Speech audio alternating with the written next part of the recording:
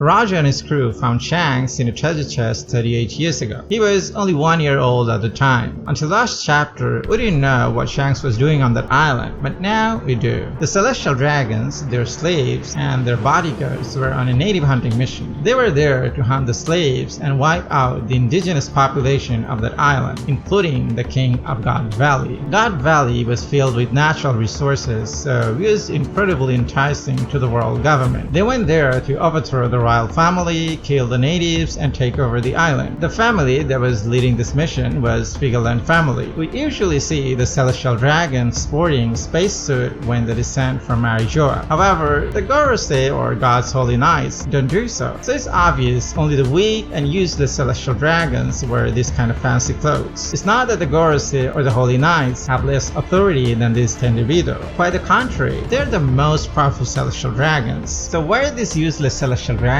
jumping around like clowns in these clothes? Anyways, the reason God Valley was chosen for this triennial native hunting competition was because the name of this island was blasphemous to the celestial dragons. Roxter Zebek knew about this tradition, so he learned which island is going to be the next host of this hunting competition. So he rallied his crew and went to God Valley. Even though Saturn and Figarland were there, he wasn't afraid of them. He wanted to take those celestial dragons as hostages and demand something from the world government. Unfortunately, Roger and his crew was also on that island. Garp was also there. While Roger protected slaves and freed them, Garp and Jay Garcia Saturn saved the celestial dragons. But things weren't that simple. Even for Saturn and Figarland, Rock's pirates were overwhelming. I mean, there were Rocks, Newgate, Lin, Kaido, Shiki, Captain John, Silver X, Ochuku, and even Stussy. Like I said in my previous video, Whitebeard and Garling Figarland might have had an intense fight at God Valley. Figarland managed to severely injure Whitebeard. The scar on his chest is from Garling Figarland. Figarland was not in good shape either. He also took a slash from Whitebeard. Perhaps he has a nasty scar on his chest. It was difficult for the Figarland family to ensure the safety for all of their members. They were afraid that the pirates will take their lives. So in order to save Shanks, his mother or his sister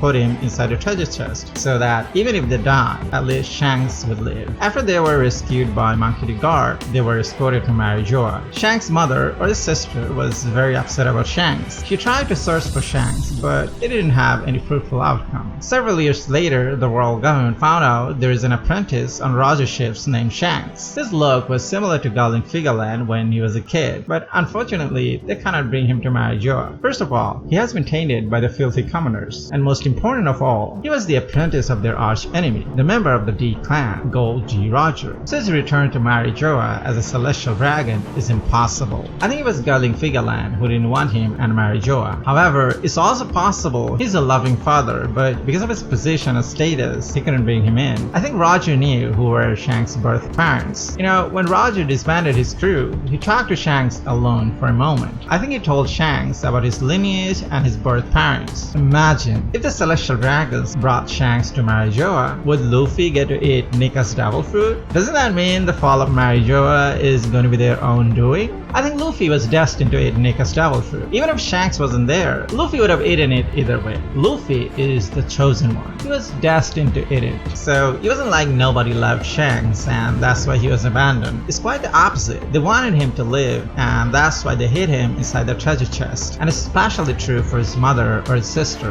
Then what happened to his mother? I think she was injured at God Valley and died a few years later. As for his sister, I think she still lives and we're gonna see her in the future. What's your opinion? Comment down below.